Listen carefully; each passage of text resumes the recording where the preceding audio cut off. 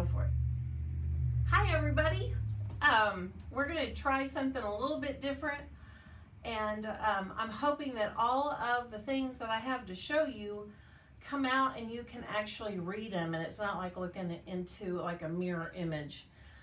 First thing I want to talk about really fast is Martha just released the Pecan Orchard Vest, and it just arrived today. So the two people that bought the yarn for it, thank you so much. But now I've got it, so you can come in and try it on and all that wonderfulness.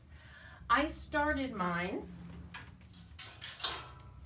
and I just cast on yesterday, and I started knitting last night, and I absolutely adore it.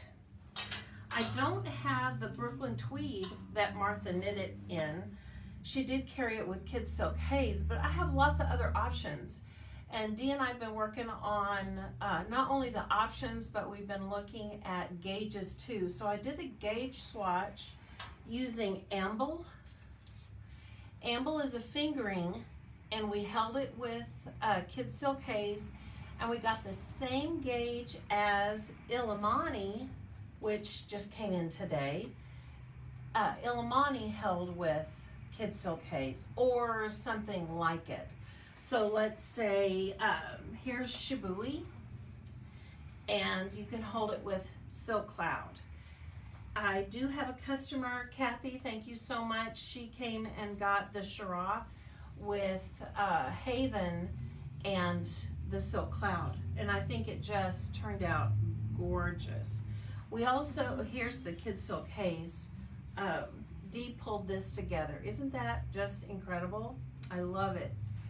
If you don't want to hold it with something, I haven't done the gauge swatch yet, but I will. This is Rowan Moordale, and it has quite a bit of alpaca in it. It's 70% wool, 30% alpaca, and that alpaca has this fantastic halo. So by knitting this on a 9, I really believe that we're going to get to that gauge. So talking about gauge, that's the lesson today. And all you need is your phone and use the calculator app, and you can do this. So let's say you are knitting your sweater, and the sweater was written in a chunky gauge, but you wanted to do it in DK or worsted, okay? So you're going down. So you've got to create a proportion. Now remember I told you, I said I was a teacher, and as a math teacher, we always told kids, what are people laughing about math? We always told kids you can solve any problem using a proportion. So a proportion is equal fractions, equivalent fractions. So here we go.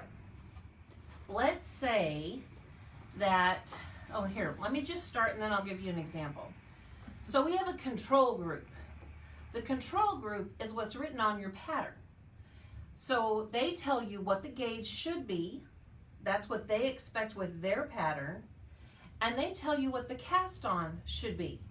I don't care if it's the complete cast on in the round or if it's the cast on for the back. It doesn't matter. It's one of the cast ons for that pattern, okay? So now you have your new yarn, and you've gauge swatched, and you're not going to cheat. You're actually going to do a swatch, you're going to steam it out, and you're going to use a little gauge ruler, and you're going to count how many stitches there are. Dee's laughing. How many stitches are in 4 inches, okay? So let's say you only did 2 inches. You can multiply by 2. It's gonna be okay. All right, so you have your gauge, but you don't know what your cast on is, okay?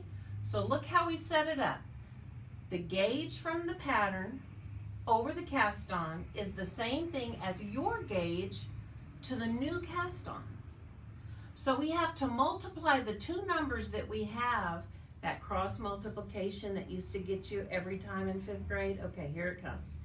So here we go. We're going to multiply the 2 numbers that we know And in order to get this one, we have to divide it by the other number, okay? So, here's my example. My cast on example. So, the gauge is 18 stitches an inch. This is from the pattern. And the pattern tells you to cast on 126 stitches. All right, well because I'm using a smaller yarn, or maybe a smaller needle, something smaller, I end up with a whole bunch of stitches in 4 inches, 24 stitches an inch. So if I do this, I have to know what a new cast on is. So I multiply this number and this number, because those are the ones I know in the X. Remember, cross multiplying. And then I divide it by this one. So my new cast on is 168, because 126 times 24 is 3,024, and I divide it by 18 and I get 168. Now, this isn't the only proportion that you're going to have to do throughout your pattern, okay? It's not the only proportion. Okay. Oh, move it closer. They're move saying it closer. So you hold it, and I see if it's showing. Okay. And then this. Thank you. Okay, look. All right, here we go. Can we see it? Just leave it in there for a little bit so they can. Okay. Oh, they cannot see the writing on the one down. Here. How's this? Okay. Is that better? There you go. They can take a screenshot. Yeah, take a screenshot. Me? No. I was like, okay, I want to touch it. This is truly Facebook Live. Okay. And I'll post it too. Okay? All right. Okay. So then, throughout the pattern, you're going to have to like cast off, or not cast off, bind off.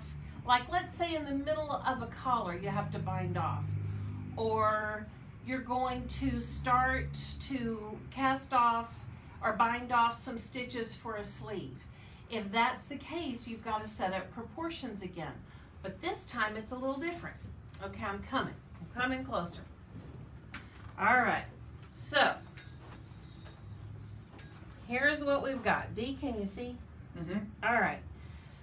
So we've got the control. The control is what's written on your paper, on the pattern, okay? So the pattern tells you that you have a certain number of stitches that you're going to bind off, or whatever, or rows that you're going to knit, okay? So we're always going to use that pattern cast on. That's a control number. It will always be the same. And your cast on will always be the same. So a while ago, we had 126 and 168. So that's what we would keep as the same. The thing we don't know is what's the new stitch count that we're gonna bind off, or whatever, or what's the row count that I'm gonna have to knit X amount of rows for. So this is what we're gonna do. You multiply the two numbers that you know, because you know what your new cast on is, and you know what your pattern says you're supposed to do, and then we're going to divide by this. So here's my example. And I'm using the same numbers that we had before. All right? So we've got the bind off of 49 stitches.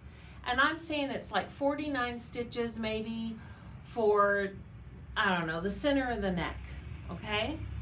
So if this is the case, I need to know how many stitches to bind off with my new yarn. So I put 49 stitches over 126 because that's what the pattern said. And then I set up a fraction over here. This is the one I don't know, over the 168 cast on that I figured out before. So I multiply these two numbers, 49 times 168, and I get 8,232. And I divide it, because that's how you cross multiply. You multiply this way, and then you divide by the number you know, which is 126. And my answer is 65.3.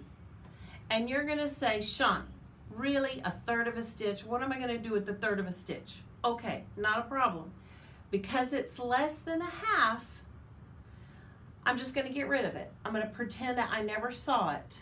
Also, another reason I'll probably keep 65. Do you see this is an odd number? This is an odd number. Makes sense. Okay? But let's say this was 65.6 or 65.8. Then I would do 66 stitches. Okay? All right. So this is what you'll have to set. This is what you'll have to set up each time you have something that's new. Okay? The only thing that's going to change a little bit for you, let's say it says you're going to knit stockinette X amount of inches. Well, that's Martha's. This is X amount of inches that we're going to knit up before, somebody laughing at me, X amount of inches before we start casting off, binding off. Stick with the inches because the inches is what fits your pattern, okay? The inches fits your pattern. Stitches and rows are different, okay? That has to do with this. Okay, all right. Well, tell me, am I supposed to answer somebody's questions? Ball Ice just in tears and her doing her math homework. Oh, Paula, come in here and I'll help you. Okay, so where is the card? I had a little card. It's okay. So typically when you make a purchase at the Knitting Cup, if we remember, we give you a thank you card. And on the back of the thank you card is for a project, and it's called Pattern Notes. So I really recommend having, okay, see here, Pattern Notes. Okay? See those pattern notes? It helps a bunch. I really recommend you keeping pattern notes because you'll know exactly what's happened. When I help you in the shop, and some of you are working on some really difficult patterns, I have pages that have your name on it, and I keep your notes on there. And it's important so I understand when you come back what we're going to be working on. And I say, I'm hoping that you're doing the same thing, so when you go home, you have those notes to work through. Yeah, Nana said she'll be coming. I'm glad, Nana, because I miss you. All right, so one more thing about Martha's sweater. She posted, if you follow, I really highly recommend that you follow Martha Wissing Designs on Facebook and on Instagram. She added this gorgeous Melmac button, and in order to do that, there's a little I-cord that creates the buttonhole. We do carry some rather unusual buttons. These buttons were created just for the Knitting Cup, and I was always wondering what pattern was going to come up that we could use these gorgeous buttons for. And we have tons more, but I wanted you to see how beautiful and all the different shapes there are. There are other colors, not just the ones that I picked. I just picked some big buttons. So I look forward to working with you, and next time we meet, I think what I'd like to do is to talk to you about the Coco Knits method. And the Coco Knits method is a top-down sweater, and it's quite wonderful. I used to have a class, but during COVID, I don't have big classes, but we can still talk about it. I'm not going to give a class, but I'll explain how the book works, and it's quite wonderful. Just so you know, the sweater I have on is the Big Easy Chunky from Joji Locatelli. The last week's email, I sent a link, and this is it. I love it, and it's the reason I bring up Coco Knits. This is quite a bit like the Coco Knits method, where you start with the back, you pick up here, and then you finish the front. And you can tell that I had to pick up for the collar. All right. Thank y'all so much for being with me. I appreciate it. Have a great day. And we'll get this on YouTube just as soon as we can. Bye-bye. Go ahead.